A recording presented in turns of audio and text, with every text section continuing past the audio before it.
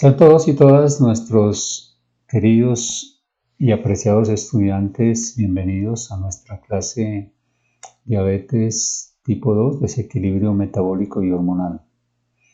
Desde la Academia Vital Salud en tus manos, los saludamos a todos y esperamos que este tema sea de gran interés y nos permita tener de aquí en adelante una visión mucho más clara de lo que sucede en nuestro organismo cuando consumimos demasiados azúcares y carbohidratos. Como siempre, la biología funcional es uno de nuestros fundamentos. Lo que la naturaleza ha diseñado para nosotros es importante. Pero también los avances científicos, como lo vamos a ver en esta aula taller. Curiosamente, uno de los alimentos que utilizaban las medicinas ancestrales para curar la diabetes tipo 2 o la diabetes mellitus, como la denominó Hipócrates, es la miel. La miel es uno de los superalimentos diseñados por la misma naturaleza, por nuestras abejas, entre otras cosas es el único azúcar animal que existe, al menos de los que conocemos entre los insectos. Los demás azúcares provienen de los vegetales. La miel es un regulador hormonal. Como les digo, los griegos lo utilizaban ellos ya sabían diagnosticar la diabetes mellitus. Es tan importante que puede regular los niveles de insulina en la sangre. O sea, la miel ayuda a controlar esos niveles altos de insulina cuando está circulando demasiado azúcar por la sangre, pero también es capaz de controlar las reservas de glucógeno que tiene el hígado. ¿Por qué? Porque estimula al páncreas a producir glucagón y el glucagón estimula al hígado a gastar esas reservas de glucógeno o de azúcares guardados en forma de glucógeno para poder estar controlando los niveles de azúcar en sangre. Entonces mire que tiene dos funciones que son demasiado importantes y que de pronto no las conocíamos.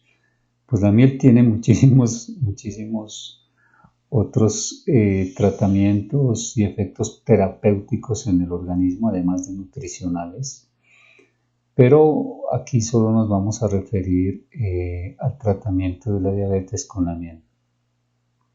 Tienen efecto hipoglicemiante también. ¿Por qué? Porque los niveles tienen un nivel casi un 60-70% de fructosa y un 40% promedio de glucosa. Entonces no tiene un efecto no nos sube tanto el azúcar en sangre y nos ayuda a estar controlando estos niveles de manera natural. Ya los egipcios hace milenios lo conocían, aprendieron a conocer la miel y aprendieron a utilizarla en diferentes tipos de tratamientos. La medicina greco-árabe también. Hipócrates, ellos sabían diagnosticar a un diabético, a un paciente con diabetes mellitus, probando la orina. Cuando la orina era dulce, ellos sabían que el paciente ya estaba diabético. En otros casos, ellos permitían que el paciente orine sobre el suelo y cuando miraban que, por ejemplo, las hormigas eran atraídas por esa orina, sabían que esa orina tenía ya niveles concentrados de azúcar y por eso las hormigas y los insectos la buscaban.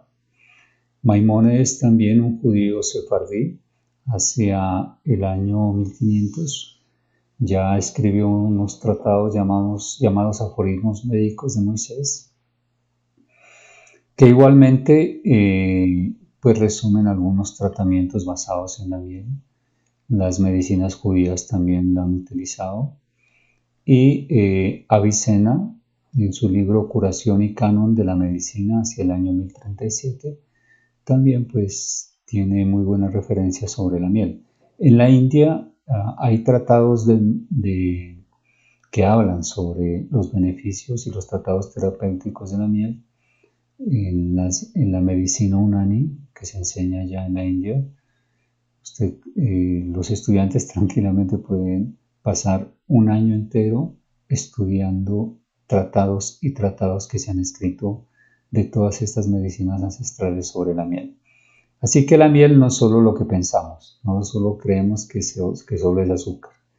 Es un suplemento, es un superalimento que nosotros de hecho en nuestro sistema de nutrición lo utilizamos, sobre todo para preparar vino de miel llamado MIT, que es uno de los probióticos naturales más saludables y es uno de los superalimentos utilizados también por algunas culturas para mantenerse saludables y para poder aprovechar los niveles de nutrientes de una manera equilibrada por la microbiota que produce el MIT, por la fermentación de la miel. Bueno, la comparación de dietas modernas a la nutrición ancestral es fundamental. Hay un desequilibrio total en estas dietas modernas, como lo vamos a ver más adelante. Aquí ya es definitivamente el mercado el que condiciona el consumo. El marketing supera todas las expectativas. El mercado se ha adueñado del consumo. Si ustedes miran en un supermercado, si ustedes miran desde una tienda pequeña, un granero, un mini market, un supermercado de amplia superficie, casi el 90% de esos alimentos que estamos consumiendo nos están generando síntomas y enfermedades de tipo crónico y gran parte de estos alimentos pues contienen niveles altos de glucosa y de fructosa.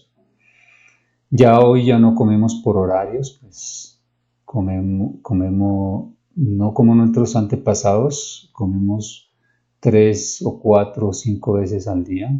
La cantidad y la calidad de los alimentos que consumimos no son los más naturales ni los más saludables. De hecho, comemos sin tener hambre y bebemos líquidos sin tener sed. La inocuidad, la disponibilidad de los alimentos también. Hoy tenemos ya una disponibilidad sobre la mesa. Basta con tener el dinero para poder conseguir y consumir el alimento que nosotros a nuestro gusto podamos tener en nuestra mesa. Y muy diferente, pues totalmente diferente a la nutrición ancestral, cuando el ser humano tenía que cazar, tenía que salir a pescar, tenía largos periodos de ayuno. O sea, nuestros ancestros en el Neolítico y en el Paleolítico, hace miles de años, ellos estaban enseñados no a comer, sino a ayunar. Para ellos el ayuno era normal. ¿Por qué? Porque se dejaban llevar por el instinto del hambre. No comían todos los días, comían cuando tenían hambre y salían a cazar cuando tenían hambre y podían comer cuando podían cazar o pescar o conseguir algún ave o algún animal o de pronto alguna raíz, algún tallo, algún fruto de alguna planta de la época de la cosecha, nada más. Entonces los ayunos para ellos era lo normal, diferente a como hoy nos alimentamos. Hoy creemos que ayunar es algo extraordinario. Tener 1 o 2 días de ayuno nos parece increíble, ¿sí? Pero para el ser humano, para nuestros ancestros, para el hombre del Neolítico y del Paleolítico era algo supremamente normal. Y destacamos pues que tenemos la misma identidad biológica de ellos, en nuestro ADN, en nuestra anatomía, bioquímica, fisiología, microbiología, metabolismo. Y definitivamente somos biológicamente carnívoros, no hay nada que hacer. La ciencia y la naturaleza no es un tema de opiniones, es un tema de demostración. Estamos diseñados para consumir proteína y grasa de origen animal. De ahí que hay una diferencia fundamental entre la nutrición ancestral y las dietas modernas. De aquí es un punto de partida, tenemos que hacer esa diferencia, porque de aquí en adelante, cuando comenzamos a tener estas dietas modernas, cuando nos apartamos de las dietas ancestrales, de una nutrición diseñada y provista por la naturaleza, pues comenzamos a cambiar nuestros hábitos y esos hábitos comenzaron a causar una serie de síntomas y enfermedades en nuestro organismo, entre otras muchas, la diabetes. Estos son los modelos de alimentación que nos han enseñado ya desde el siglo pasado, hacia 1960, 70, 80. Como ustedes ven ahí en la pirámide nutricional, esta es una de las más populares. Hay gran cantidad de carbohidratos, una pésima hidratación, porque nos dicen que tenemos que tomar 2-3 litros de agua, una cantidad de frutas, de verduras, de ensaladas en raciones diarias. Ya se minimiza la cantidad de proteína, se permite el consumo de lácteos, pocas bebidas fermentadas y pocos probióticos. Un ejemplo típico de eso es el plato del bien comer. Por ejemplo, en México es muy popular esto. Y aquí ustedes pueden ver las cantidades de cereales, de leguminosas y de carbohidratos, de verduras y de frutas y de ensaladas que este plato sugiere. Y la mayoría de estos alimentos pues son carbohidratos o son azúcares. El plato de Harvard también, por más fino que parezca, vemos gran cantidad de vegetales, que son azúcares vegetales, que se convierten en grasa en nuestro organismo, frutas, el azúcar de la fruta es lipogénico, granos integrales, que también contienen una buena cantidad de carbohidratos, y un bajo nivel de proteína saludable. Y aquí vemos la comparación de los dos platos. Este plato que es muy rico en carbohidratos, hacemos un resumen de estos modelos que hemos visto. El 42.5% es mucho más, pero bueno. Son cereales, almidones, azúcares, pastas y harinas. Verduras y hortalizas un 20%, frutas un 12.5% y lácteos un 12.5%. Si sumamos la mayoría de estos, son 60, 70 más casi un 75-80% de carbohidratos, demasiados azúcares para nuestro organismo, demasiado. Hace menos de 2 siglos nosotros consumíamos un promedio de 1 kilo de azúcar al año y hoy estamos consumiendo alrededor de 65 kilogramos de azúcar anualmente. Entonces vemos cómo se han incrementado los niveles de carbohidratos y de azúcar que hoy consumimos. En cambio, el plato provisto por la naturaleza es un plato rico ya en proteínas, lo que los seres humanos cazaban o pescaban, lo que tenían los animales aún que ya podían criar en granjas en la época del Neolítico, como las gallinas, como las vacas, como los cerdos, como las mismas ovejas, las cabras, la res, ¿sí? Que ya eran animales domesticados, pues eran animales que les proveían una buena cantidad de proteína y grasa animal. Y muy pocos carbohidratos, un 20% de lo que podían cosechar, de pronto el maíz, trigo, estos granos que ya para la época del Neolítico también se podían sembrar, pero que obviamente ellos no lo tenían a la mano todos los días. Y las verduras, las frutas, los tallos, las hojas, las raíces que proveían los árboles, los arbustos o las plantas en época de cosecha. Las enfermedades, veamos las enfermedades metabólicas precursoras. Nosotros ya habíamos tenido una clase que habla de hipertensión, de los pacientes hipertensos los invitamos a ver nuevamente esta clase. Pero estas enfermedades están relacionadas, que es lo que quiero que quede claro. Tanto la hipertensión como la diabetes son enfermedades precursoras unas de otras. Uno ve mucho cuadros clínicos y tratamiento de pacientes crónicos en los hospitales, en las clínicas y en los consultorios públicos y privados. ¿Cómo hay una relación definitiva y asociada de estas enfermedades? Como ya habíamos dicho, en Colombia hay un gran nivel de hipertensos, 4 de cada 10 adultos son hipertensos y lo curioso es que el 60% no lo saben. En el 2018 se reportaron 4.048.776 casos de hipertensión. Los estudios poblacionales muestran una cifra de 12 millones de personas. La hipertensión es la causa de infartos, miocardio, accidentes cerebrovasculares, insuficiencia renal con necesidad de diálisis, ceguera, vasculopatía periférica e insuficiencia cardíaca. Para el 2019 tenemos 3 veces más hipertensos que para 1940. Curiosamente, estas estadísticas van avanzando casi en la misma proporción. Como van subiendo la hipertensión, van subiendo los pacientes diabéticos. ¿Por qué relacionamos la hipertensión con la diabetes? Porque las dos enfermedades están relacionadas con el sistema circulatorio. Y en la exposición vamos a ir entrelazando estos dos argumentos.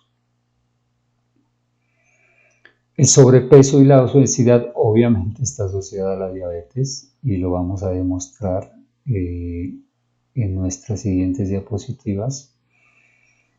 Miren que el estado de sobrepeso y obesidad en Colombia existe una prevalencia entre adultos de 18 a 64 años con sobrepeso del 37.7%. Pero hay una prevalencia en personas con exceso de peso en Colombia que es del 56.4%. Por lo que, según la subdirectora de salud nutricional para el 2021, el 56.54% se ha convertido en un problema de salud pública en el país. Un 17.9% de adolescentes entre los 13 y los 17 años son obesos. Un 24.4% de escolares entre los 6 y los 12 años tienen sobrepeso y obesidad. Y un 6.3% de niños en la primera infancia, de los 0 a 5 años, también tiene sobrepeso y obesidad. Pero además el sobrepeso, la obesidad y la diabetes son enfermedades precursoras de las enfermedades cardiovasculares en Colombia. Representan el 16.7% de las enfermedades. No lo decimos nosotros, lo dice la Organización Panamericana de la Salud, la OPS, ya que ustedes pueden verificar la fuente. Lo repito, el sobrepeso, la obesidad y la diabetes son enfermedades precursoras de enfermedades cardiovasculares. Por eso estábamos hablando de hipertensión y por eso también vamos a hablar mucho del sobrepeso. ¿Cuál es la mejor manera de indicar que una persona tiene sobrepeso y obesidad y puede tener grasa abdominal? Es el perímetro abdominal. Ya lo habíamos enseñado en alguna de nuestras clases, pero se lo recordamos. Si nosotros medimos nuestro perímetro abdominal, tenemos que compararlo con nuestra altura. ¿Cuál es el perímetro ideal del abdomen? Si medimos 1,60, si la persona mide 1,60, la mitad serían 80 centímetros. Quiere decir que una persona de talla 1,60, sea hombre o sea mujer, si mide su perímetro abdominal y tiene más de 60 centímetros, ya tiene grasa abdominal. Grasa que está circundando esta parte de la cintura. Y eso ya nos indica que hay una presencia de hígado graso. Casi el 80% de las personas que tienen esta grasa en el abdomen esta barriguita que le llamamos mucho, pues ya tiene el hígado graso, ya tiene una condición metabólica desfavorable frente a la diabetes tipo 2. Así que comencemos a medirnos el perímetro abdominal y comencemos a mirar qué tan propensos podemos estar a la diabetes tipo 2. Es uno de los mejores indicadores que desde Vital nosotros le recomendamos. El hipotiroidismo es una de las enfermedades metabólicas desde nuestro enfoque funcional asociada a sobrepeso. Obviamente, muchos pacientes que tienen hipotiroidismo, que tienen disfunción de las glándulas tiroides, que no están regulando bien estas hormonas tiroides, la T3 y la T4, tienden a subir de peso. Según la OMS, para mediados del 2021 eran más de 750 millones de personas que tienen algún tipo de patología tiroidea y alrededor del 60% se desconoce. En Colombia, a mediados de 2022, 5 millones de personas tienen hipotiroidismo según la fuente. Yo diría que las cifras se quedan cortas frente a los registros que a veces uno hace a diario acá en nuestra clínica con los pacientes que entran a exámenes de laboratorio clínico o que reciben consulta médica.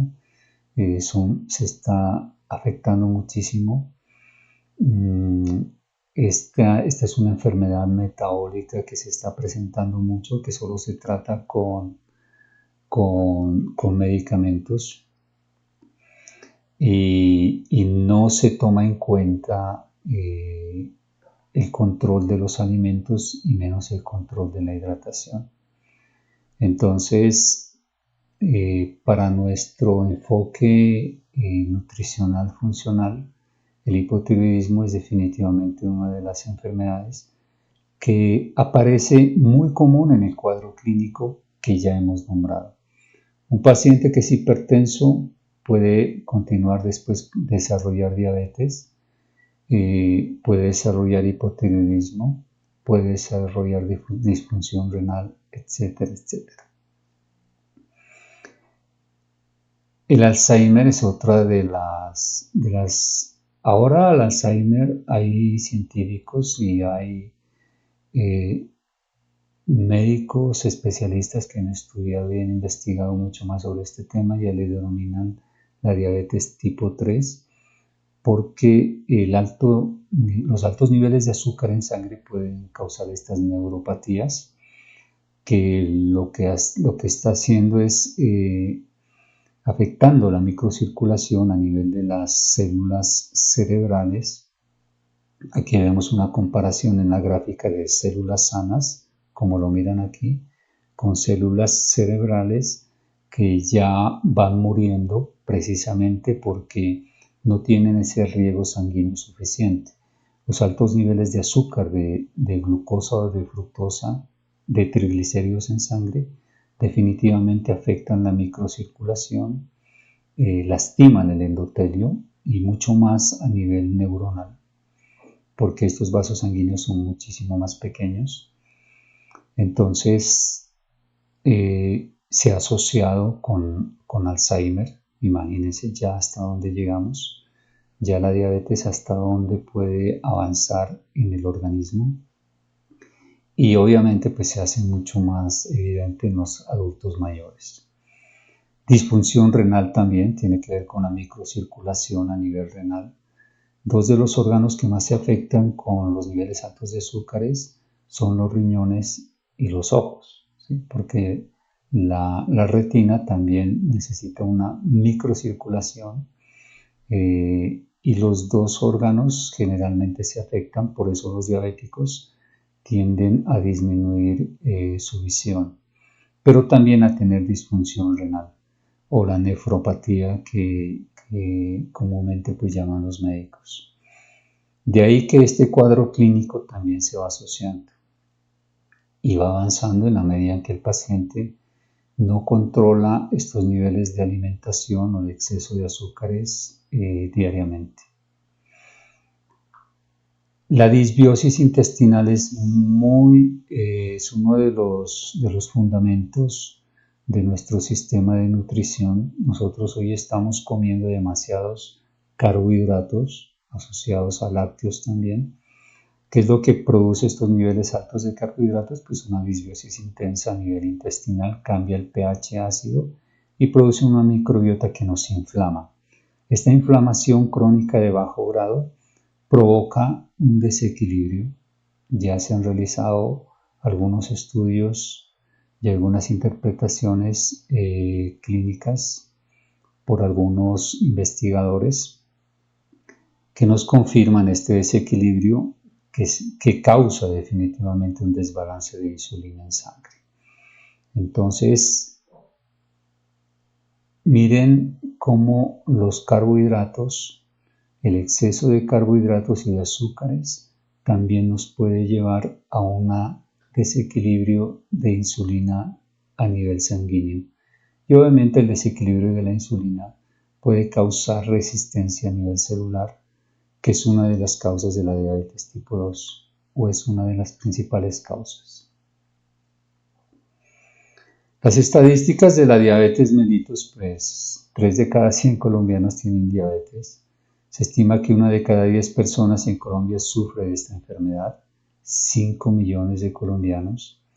En la actualidad, la diabetes es una de las principales causas de fallecimiento en personas entre los 30 y los 70 años y favorece la aparición de infartos, trombosis cerebral, amputaciones de las extremidades inferiores, deterioro de la función del riñón, como lo dijimos, hasta el punto en que las personas pueden necesitar diálisis para continuar viviendo. Aquí tenemos la fuente para que ustedes la consulten. En Colombia se reportaron para el año pasado 1.294.940 personas diagnosticadas con diabetes, con mayor prevalencia en Bogotá, para nuestros estudiantes allá en Bogotá, en Antioquia y Valle del Cauca. Esto no quiere decir que los otros departamentos no se salven de estas estadísticas, porque departamentos como Nariño y como Boyacá, que son departamentos que tienen más o menos los mismos climas y los mismos cultivos, pues nosotros consumimos también demasiados carbohidratos, mucha papa, mucho arroz, mucha yuca y también muchos derivados del maíz. En general en el país las mujeres son las más afectadas. Cuidado con la alimentación. Para nuestras damas, el 59.54% de los casos totales de diabetes están reportados en las mujeres. Pero 3 millones de personas viven sin diagnóstico, que es aún más preocupante. Ya este cuadro lo habíamos visto en una de nuestras clases, solo vamos a recalcar la diabetes mellitus para el 2020, 905.004 casos del total de patologías reportadas. ¿Cuáles son las recomendaciones que da la OMS a nivel internacional? Pues miremos qué tan recomendables son. Ellos dicen reducir dietas malsanas. Entre las dietas malsanas, la ingesta de sal les parece malsana. Las grasas saturadas también. Los azúcares y promover la ingesta de frutas y hortalizas. Desde nuestro enfoque de la medicina funcional y desde Vital, de estas recomendaciones que está dando la OMS, con la única que estamos de acuerdo es con los azúcares. Pero la OMS no nos da claridad, ellos solo dicen azúcares y la gente entiende que el azúcar, que solo es el azúcar química, el azúcar que le adicionamos a veces al café, a las aromáticas o a las bebidas que nosotros, o a los jugos que tomamos. Pues los azúcares son todos los carbohidratos, absolutamente todos, que ocupan más del 70% de nuestro plato. Harinas, almidones, pastas, ensaladas, verduras, frutas, panes, todos los derivados del maíz, etcétera, etcétera, etcétera. Y resulta que nos nos previenen para consumir la ingesta de sal. De esto ya hemos hablado, de qué tan saludable es la sal y que cuando tomamos mucha agua y comemos poca sal, pues nos va a subir de peso en nuestro organismo. Curiosamente, las grasas saturadas, las que nosotros vemos en un paciente con sobrepeso y obesidad, la mayoría de ellas no provienen de la grasa que consumimos en nuestros alimentos, no proviene de la grasa animal. La mayoría de estas grasas provienen de los carbohidratos, porque son tan grande el volumen de alimentos con azúcares y carbohidratos y almidones que consumimos, que nuestro hígado lo transforma en grasa de reserva. Así de sencillo, como lo vamos a ver enseguida. Entonces, mira que ahí vamos cambiando nosotros la perspectiva de lo que la misma Organización Mundial de la Salud está sugiriendo. Para gestionar las enfermedades cardiovasculares y la diabetes que sugieren, pues tratamiento farmacológico, ya vamos a ver cuáles son los medicamentos más utilizados, y exámenes de control de azúcar. Nada más. ¿Qué les parece? Este es uno de los cuadros preferidos que nosotros tenemos para dar nuestra argumentación de por qué se desarrolla la diabetes tipo 2 en nuestro organismo, incluso la diabetes tipo 1. Como ya hemos dicho, en los modelos de alimentación, más del 50% de lo que consumimos son carbohidratos, muchísimo más. Aquí somos todavía un poquito tolerables y le ponemos el 50%. ¿Qué son los carbohidratos para nuestro cuerpo? Son combustibles, nada más. El cuerpo los utiliza para quemar energía, como fuente de energía, ¿sí? Para que nuestras células funcionen. Pero curiosamente nuestras células no solo funcionan con carbohidratos, funcionan también con grasas y funcionan muchísimo mejor con la grasa animal. Ese ya es un punto de diferencia en nuestro plato que comemos al diario.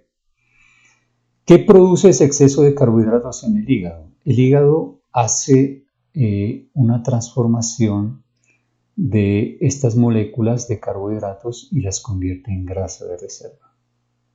Las guarda. Por eso los carbohidratos producen lipogénesis, o sea, formación de grasa a nivel hepático.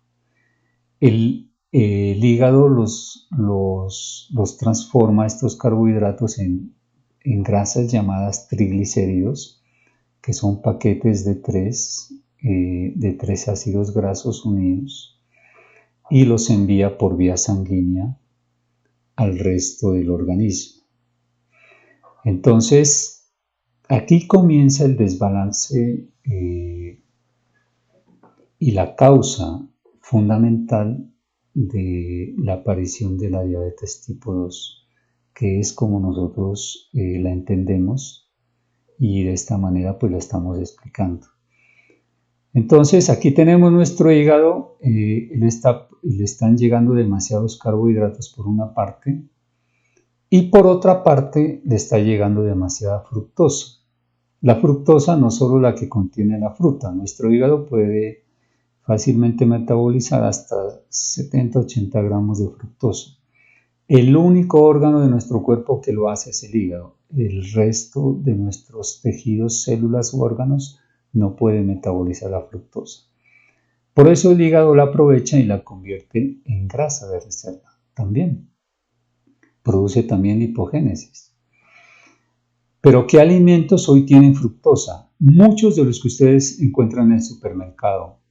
Bebidas carbonatadas. Todas las bebidas carbonatadas, todas las sodas, todas las gaseosas contienen fructosa. Las frutas de conserva también, los productos horneados, el azúcar blanca y morena también, el jarabe de maíz, el jarabe crudo, las melazas y las jaleas. Todos estos productos que son industriales en su mayor parte, de los cuales se fabrican otros productos como por ejemplo piensos para alimentar animales, de engorde, como las gallinas, como los cerdos, aún como las vacas, son ricos en fructosa. ¿Por qué los utilizan para engordar animales? Porque en los animales hace lo mismo esta fructosa que nuestro hígado. El hígado de un cerdo, de una vaca o de una gallina se vuelve graso y comienza a producir grasa de reserva y el animalito sube de peso. Y lo que les interesa a las personas que crían estos animales es vender su carne por peso, pero estamos comiendo demasiada grasa que, entre otras cosas, causa un desbalance del omega 6 al omega 3. Todos estos animales que son criados con pensos tienen demasiado omega 6 y un poco omega 3. Para mayor ilustración, pues debe haber un balance. El omega 6 es necesario, pero no tanto como lo estamos hoy consumiendo. De ahí que sugerimos comer animales que sean criados de manera libre, que no sean criados con concentrados y que sean criados y alimentados de manera natural, con lo que la naturaleza les ofrece. Bueno, retomamos aquí en el hígado. Vemos que el hígado está produciendo ya demasiados triglicéridos, que son grasas de reserva. ¿Qué sucede con estos triglicéridos? Pues estos triglicéridos van a comenzar a estimular el crecimiento de los adipocitos. Los adipocitos son las células grasas. Como ustedes miran aquí en la imagen, todo esto blanco es grasa. Al microscopio se los mira así. Se mira casi un puntico que es el núcleo y las células se miran casi redonditas. Y la mayor parte de esto es grasa de reserva. Estos triglicéridos comienzan a estimular el crecimiento de los adipocitos y las personas comienzan a subir de peso porque comienzan a acumular grasa. Entonces estos adipocitos llevan grasa a los músculos, por eso nuestros músculos comienzan a perder grasa, comienzan a aumentar grasa en tejido muscular y comienzan a disminuir, la misma masa muscular se disminuye porque ellos van aumentando despacio. Entonces, y a medida que vamos avanzando en edad, vamos desequilibrando también estos dos tejidos. Tenemos menos músculo y tenemos más grasa en nuestros órganos. Por otra parte, el tejido graso se va aumentando. ¿Por qué? Porque seguimos comiendo de la misma manera todos los días en el platico que consumimos en el desayuno, en el almuerzo y en la cena. Tenemos carbohidratos y vamos al supermercado y consumimos más fructosa. Entonces, este ciclo no termina, continúa. Llega un punto en que comienza a incrementar también grasa abdominal. Por eso la cintura, el abdomen, comienza a incrementar su perímetro y ya muchas personas que el perímetro abdominal sobrepasa el indicador que ya habíamos dicho, mucho más de la mitad de su estatura, pues ya tienen sobrepeso y tienen obesidad. Pero el incremento de triglicéridos continúa, se sigue estimulando la producción de estos adipocitos. Ellos comienzan a almacenar más y más grasa, y como los depósitos de grasa están en todo el cuerpo, los adipocitos están en todos los tejidos del organismo, ¿sí? Por eso podemos aumentar grasa en el abdomen, podemos aumentar en el cuello, incluso en la cara, en la cintura, en las piernas, etcétera, etcétera, ¿sí? En todo nuestro organismo tenemos adipocitos, entonces ellos se van llenando, se van llenando y se van llenando.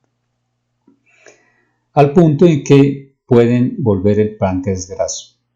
Y aquí comienza la causa de nuestra diabetes. Primero, este exceso de carbohidratos estos altos niveles de carbohidratos en sangre disparan niveles altos de insulina, ¿sí? Que es una de las causas de la diabetes tipo 2. El exceso de insulina en sangre corriendo en todas nuestras venas, arterias, en todos nuestros vasos sanguíneos, por todas nuestras células, este exceso de carbohidratos termina causando resistencia de la insulina a las células. ¿Qué es la insulina? Es una hormona transportadora de glucosa. Para que la glucosa se pueda transportar por todo el torrente sanguíneo, pues debe tener insulina. La insulina tiene una llave que llega a receptores en la membrana celular y esos receptores permiten que la célula reciba la glucosa y la lleve hacia las mitocondrias para cumplir sus diferentes funciones metabólicas. Entonces, llega un punto en que es tan altos los niveles de insulina que ya las células se van volviendo resistentes. ¿Por qué resisten las células? Porque muchas de ellas no necesitan tanta glucosa. Ellas toman lo que necesitan nomás. Y llega un punto en que dicen, no necesitamos más. Entonces van bloqueando esos receptores de insulina. Por eso se van volviendo resistentes a la insulina.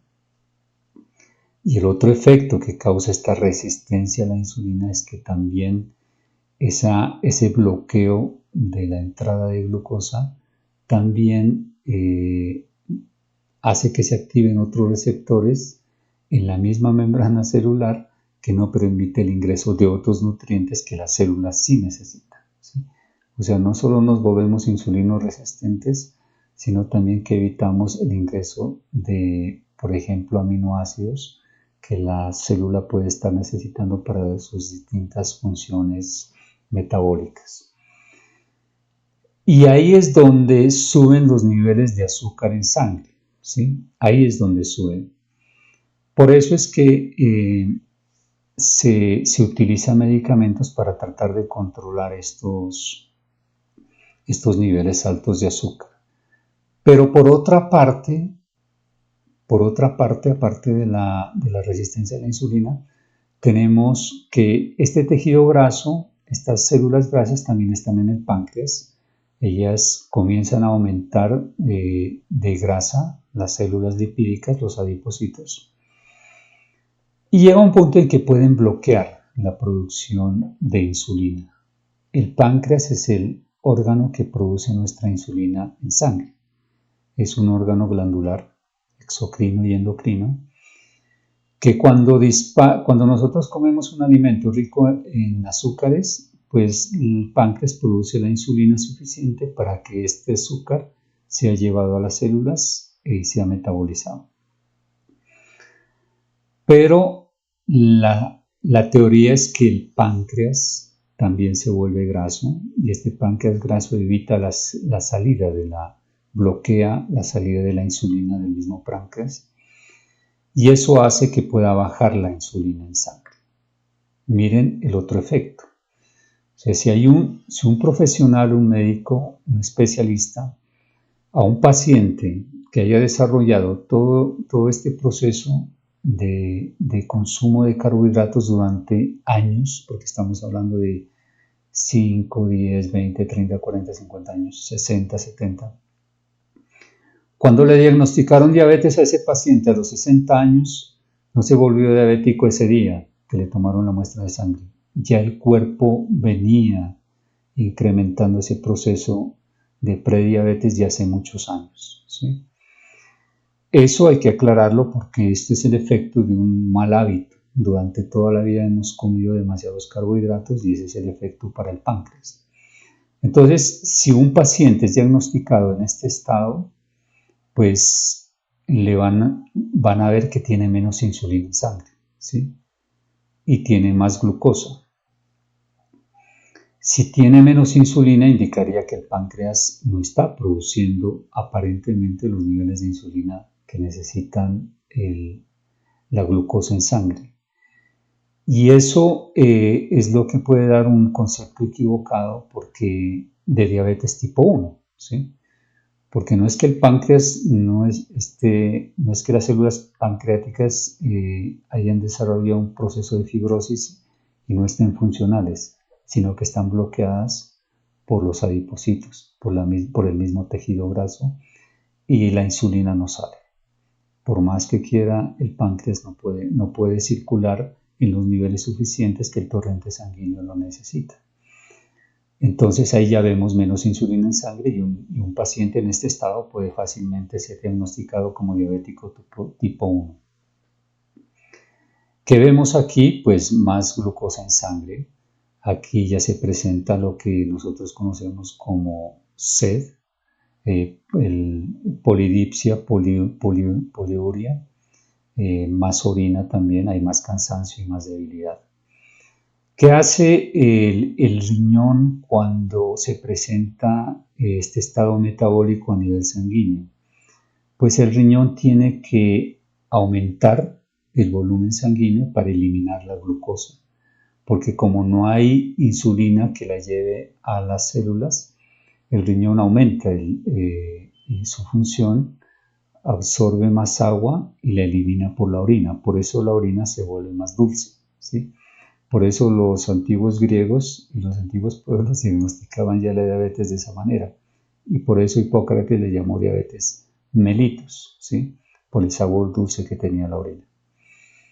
En este estado, pues, se desarrolla ya la diabetes mellitus con estos altos niveles de glucosa en sangre. Lo que hace el riñón es tratar de ayudarle al organismo a eliminar esos altos niveles de glucosa porque ya no los puede almacenar, porque ya no tiene la insulina para almacenarla en forma de grasa, ¿sí?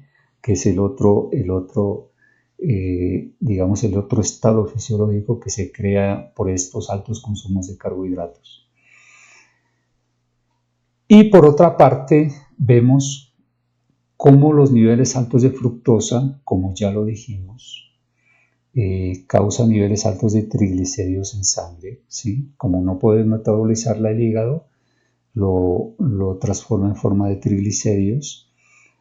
Y la glucosa, a su vez, estas dos azúcares están combinadas. Curiosamente, el azúcar, la sacarosa que nosotros consumimos de manera casi cotidiana, contiene una molécula de fructosa y una de glucosa. Entonces miren el doble efecto que estamos causando a nivel de nuestras arterias y nuestro sistema circulatorio.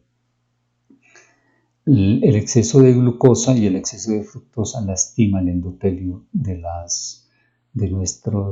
todo nuestro sistema circulatorio, ¿sí? En especial pues de las venas, pero de todo el sistema circulatorio de manera general.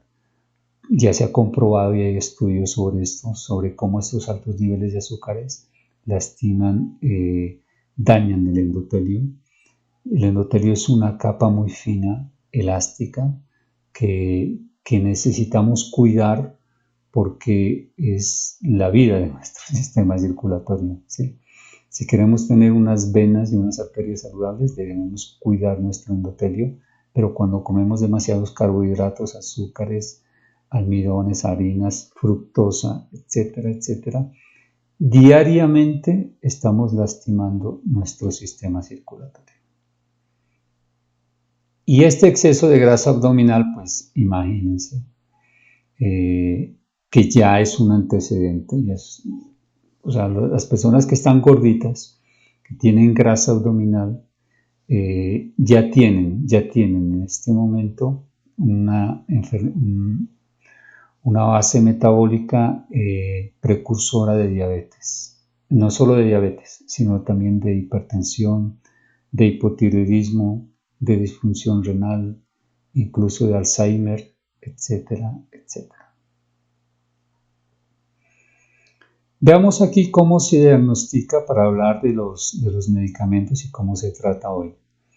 Pues en un examen de glucosa en ayunas, al paciente que le encuentren hoy, se considera normal tener un paciente en ayunas con una glucosa de 70 a 110 miligramos por decilitro en sangre, ¿sí? Se considera normal. Ya el riesgo del paciente prediabético está en un examen de glucosa en sangre entre 110 y 125 miligramos. Aquí hacemos una aclaración. Hay libros de fisiología de Wheaton y Hall por allá de los años 60 y 70 que hablaban que estos niveles de riesgo estaban mucho más altos. Y es curioso que hayan bajado tanto. Había pacientes que en ese momento se les consideraba prediabéticos con glucosas de 160, 170 miligramos por decilitro, ¿sí? Y miren hasta qué punto hemos bajado.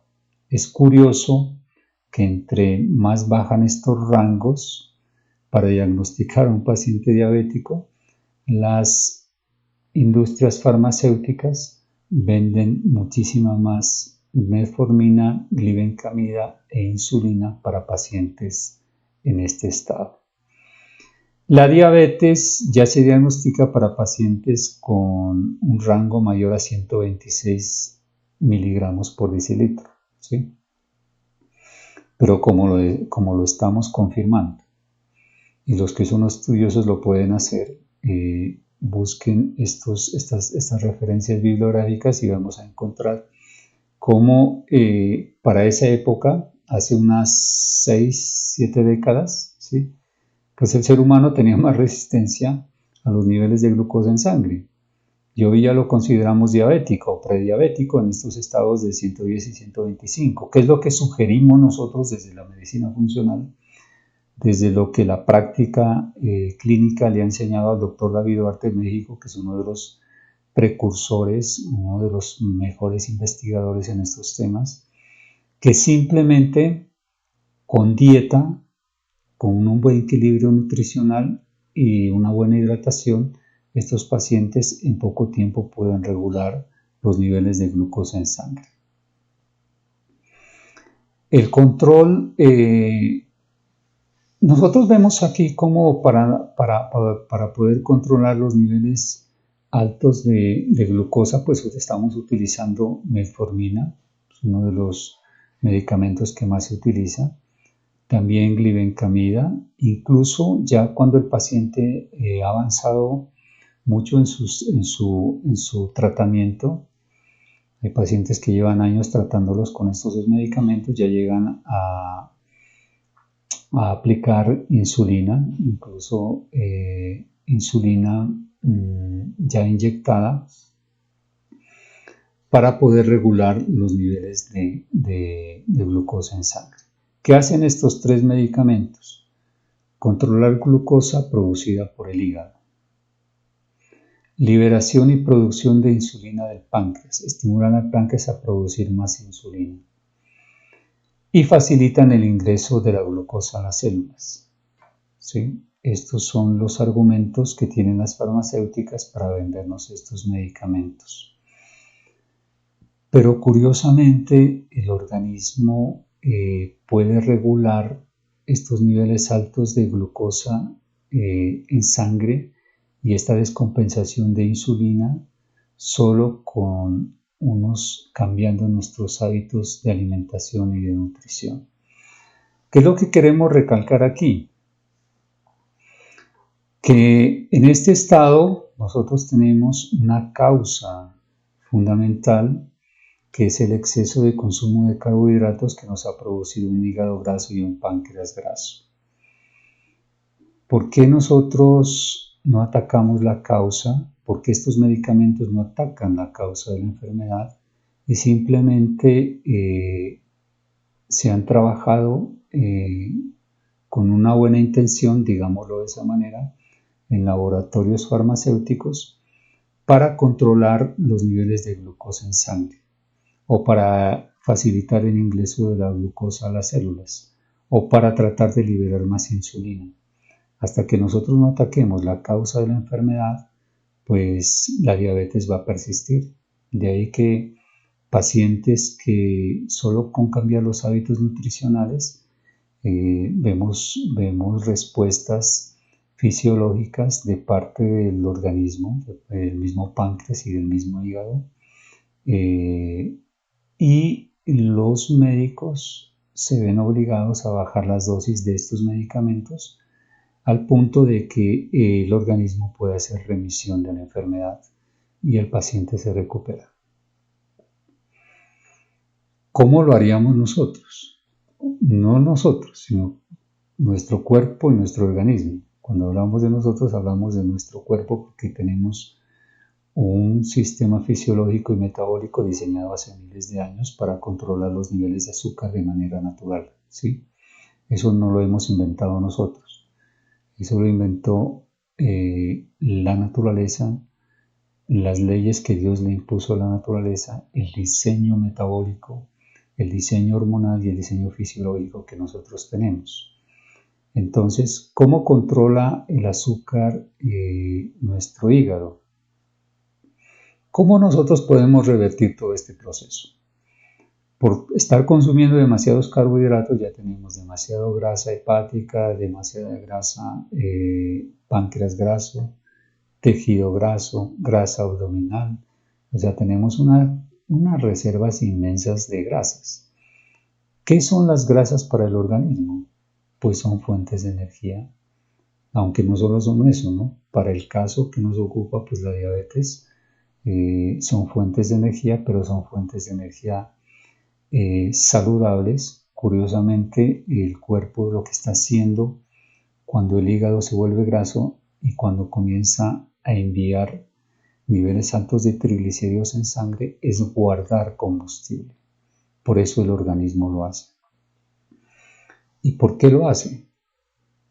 Si nos preguntamos cómo el ser humano en la antigüedad, cuando tenía largos periodos de ayuno, tenía que hibernar o había escasez de alimentos, cuando había abundancia, pues el ser humano trataba de comer lo que podía, porque sabía que, por ejemplo, en los inviernos tenía que pasar largos periodos de ayuno. Y esta grasa de reserva que ellos tenían en estos periodos de alimentarse no solo de proteína y grasa, sino también ahí aprovechaban los carbohidratos que tenían las frutas o las verduras o las raíces o los tallos o las hojas que tenían los vegetales para producir estos niveles de grasa de reserva. Algo muy parecido a lo que hacen los ositos cuando van a hibernar. Comienzan a subir de peso porque saben que el invierno es largo y necesitan una fuente de energía que mantenga el metabolismo basal. Entonces, el hígado ha hecho siempre lo mismo. Y si nosotros seguimos comiendo y alimentándonos de la misma manera, nunca vamos a revertir este proceso. Por eso, para poder revertirlo, ¿qué es lo que tenemos que hacer? Pues controlar los niveles de azúcar. ¿Cómo quemamos nosotros toda esta grasa abdominal? Equilibrando carbohidratos. Debemos comenzar a consumir menos carbohidratos. Curiosamente, la grasa que tiene el tejido animal nos ayuda también a quemar grasa abdominal, porque llega un punto en que el hígado cambia su metabolismo. Ya no solo se da, si nosotros lo limitamos al hígado, ya no le mandamos solo carbohidratos como fuente de energía, sino le permitimos que queme esta grasa. ¿Cómo lo logramos? Pues reduciendo los niveles de azúcares y de carbohidratos que comemos diarios. Tenemos que llegar a 40 gramos de carbohidratos diarios. Hoy comemos más de 200, 300, 500 o 1000 gramos diarios de carbohidrato, o de azúcares, o de almidones, o de pastas, o de ensaladas, o de verduras, o de fructosa, o de frutas. Si nosotros progresivamente vamos bajando los niveles de carbohidratos, el hígado cambia su metabolismo. Como ya no le estamos dando el azúcar suficiente, él comienza a utilizar la grasa de reserva como fuente de energía. Y aquí es donde comenzamos a bajar de peso. Este páncreas que estaba graso comienza a desbloquear las células pancreáticas que producen insulina y el páncreas comienza a producir los niveles normales de insulina de una manera natural. No tenemos que inyectarla ni tomarla en medicamentos. Simplemente el páncreas vuelve a recuperar su función Y de eso se trata la biología funcional, de recuperar la función de nuestros órganos. Entonces desbloqueamos nuestro hígado, nuestro páncreas, comenzamos a desbloquear nuestro hígado comienza a quemar toda la grasa de reserva, ¿sí? Toda la grasa, que es lo que sucedería, por ejemplo, en una persona que tenga un ayuno largo. Como ya no tiene alimento, tiene que quemar su grasa de reserva. Y eso es lo que hace de manera natural el hígado. ¿Cuál es la otra sugerencia? Pues equilibrar los líquidos y las sales, porque ya sabemos que si tomamos muchos líquidos y comemos menos de 6 gramos de sal, 2 o 3 o 4 litros diarios, pues vamos a subir de peso y van a subir también los niveles de colesterol y triglicéridos en nuestra sangre. Por eso es importante el ayuno intermitente. El ayuno intermitente para nosotros es fundamental, pero debemos aprender a ayunar. En nuestro sistema de nutrición Vital Salud en tus manos les enseñamos cómo hacerlo. Un paciente con sobrepeso y obesidad, con 10, 20, 30, 40, 50 kilos o más de grasa abdominal, no es conveniente que ayune de un día para otro. Hay que comenzar a nutrirlo bien, porque a pesar de que tiene tanto sobrepeso, está desnutrido, ¿sí? Mucho cuidado con eso. Nosotros no le sugerimos de ninguna manera a un paciente con sobrepeso y obesidad que ayune inmediatamente. No se debe hacer de esa manera porque el organismo está desnutrido, no tiene los nutrientes suficientes para cumplir todas sus funciones metabólicas. Y por otro lado, tampoco le sugerimos que haga ejercicio cardiovascular. No es conveniente. Además de que nuestro pobre corazón o el corazón de una persona que tenga sobrepeso está trabajando con un sobreesfuerzo cardiovascular en un 15, 20, 30, 40% más, depende de qué tanto sobrepeso tengamos, ¿sí? Lo vamos a ejercitar, lo vamos a poner a hacer ejercicio adicional, pues vamos a sobrecargar nuestro corazón y es un riesgo desde nuestro enfoque y nuestro punto de vista. Es un riesgo cardiovascular para este paciente. No es necesario hacerlo. Sí tiene que hacer un nivel de ejercicio normal. Hay que moverse, hay que caminar. Hay que hacer ejercicios de estiramiento. Para los adultos mayores ya habíamos sugerido unos ejercicios relacionados también con el equilibrio, con la coordinación, con el estiramiento, con el movimiento. Tenemos que movernos. Hoy nos movemos muy poco. Mantenemos muy sentados. Somos muy sedentarios, definitivamente somos muy sedentarios, la mayor parte del día casi mantenemos sentados, entonces el ejercicio, el movimiento, las pausas activas son fundamentales. Entonces miremos cómo si nosotros cambiamos nuestros hábitos, podemos regular los niveles de glucosa en sangre normalmente, podemos permitir que el organismo reequilibre sus niveles normales de insulina, podemos bajar la resistencia a la insulina que tienen nuestras células, porque ya no le va a llegar tanta insulina como le llegaba antes, ya le va a llegar la insulina suficiente con la glucosa necesaria que el cuerpo necesita y vamos a comenzar a regular hormonalmente nuestro organismo. ¿Qué les parece nuestra explicación? No les pedimos que nos crean, hagan y vivan en su propio organismo. Lleven esta información a familiares, amigos, conocidos, vecinos que tengan diabetes, incluso diabetes tipo 1. El doctor Duarte en México ha logrado curar pacientes con diabetes tipo 1 y diabetes tipo 2 son miles de casos, no solo es un caso, sino miles de casos reportados de pacientes que se han recuperado.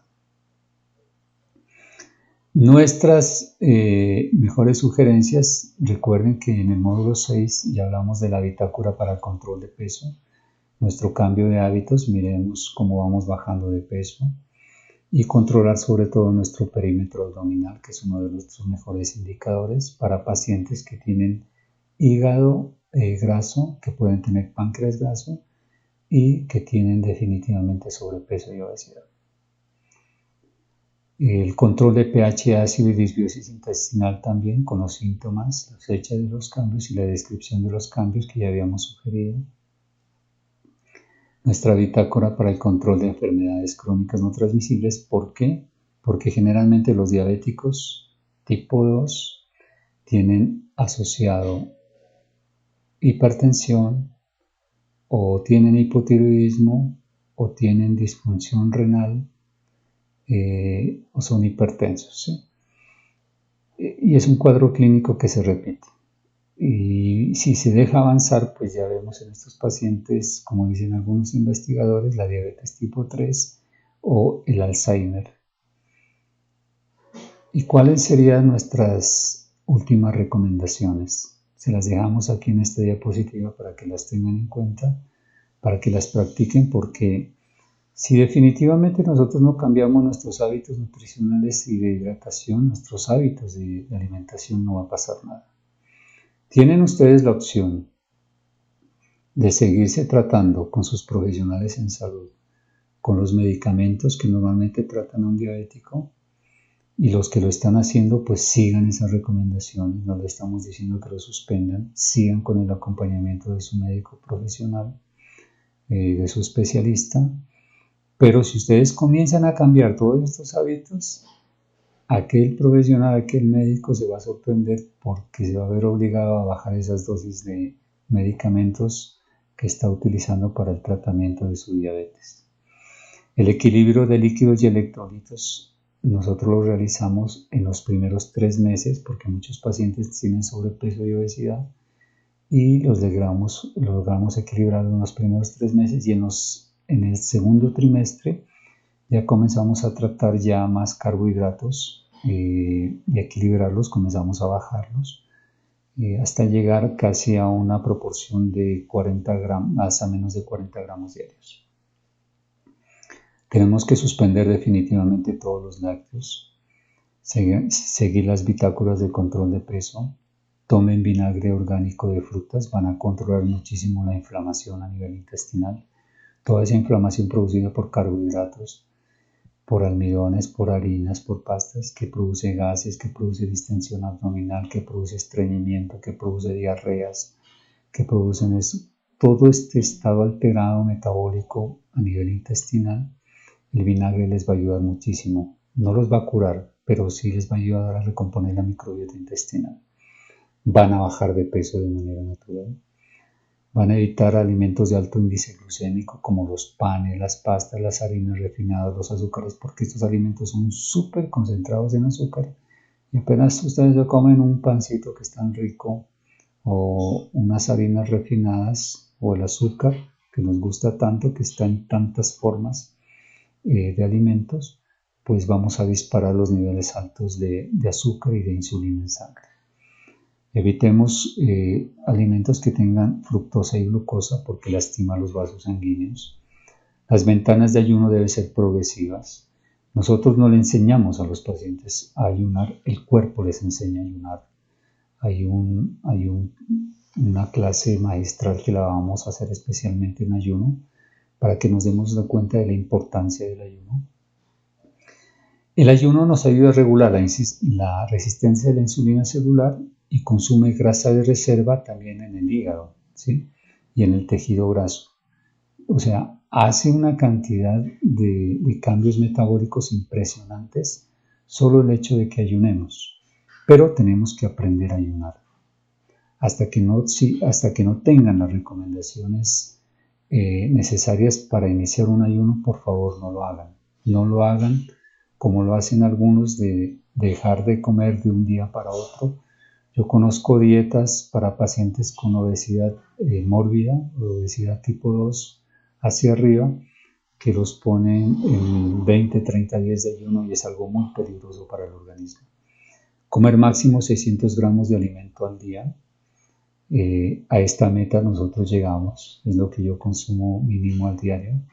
Adultos se les sugiere a todas las personas, pero en especial a adultos mayores, caminar después del almuerzo para tratar de quemar esas calorías que llegan al sistema sanguíneo por causa de los alimentos. Hay que reducir la ingesta gradual de carbohidratos a menos de 40 gramos, ya lo dijimos. Ajo y cebolla disminuyen azúcar, triglicéridos y colesterol en sangre, lo pueden utilizar como condimentos. El té verde también tiene buenas cantidades de antioxidantes para los vasos sanguíneos y fortalece el sistema inmune. Alimentos hiperproteicos y ricos en grasas animales naturales deberían ser la base de nuestra alimentación. Hay que suspender todos los aceites vegetales, maíz, canola, girasol, soya, margarinas, porque son inflamatorios y nos causan disbiosis. Y utilizar mantequilla clarificada. Ya tenemos un tutorial en nuestro canal de YouTube que les enseña a preparar la mantequilla clarificada. Hay que hacer ejercicios, ya lo dijimos, de desplazamiento y movimiento corporal. Aumentar la masa muscular. A medida que aumentemos la masa muscular, mejoramos la respuesta del organismo a la insulina y la tolerancia a la glucosa. El control del estrés es fundamental, por favor. Tratar de controlar el estrés en lo más posible. ¿Por qué? Porque los niveles altos de estrés es un mensaje directo del cerebro a las glándulas suprarrenales para producir niveles altos de cortisol. Esto dispara niveles altos de adrenalina.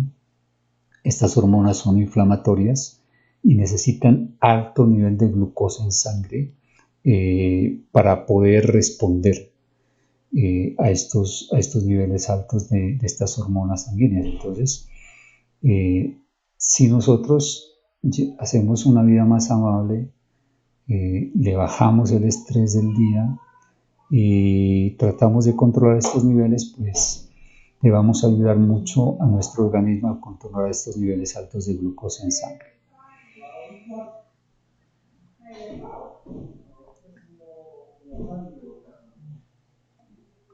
Les agradecemos por su atención, son ustedes muy amables. Nos vemos hoy en nuestro encuentro. Esperamos preparen todas y cada una de sus preguntas y practiquemos, que es lo fundamental. Practiquemos lo que estamos aprendiendo. Un abrazo para todos. Somos Vital Salud en tus manos. Síganos en nuestras redes sociales, nuestro canal de YouTube y sigan todas nuestras sugerencias y seguiremos también las sugerencias y las recomendaciones que ustedes nos hagan. Un saludo para todos. Son ustedes muy amables.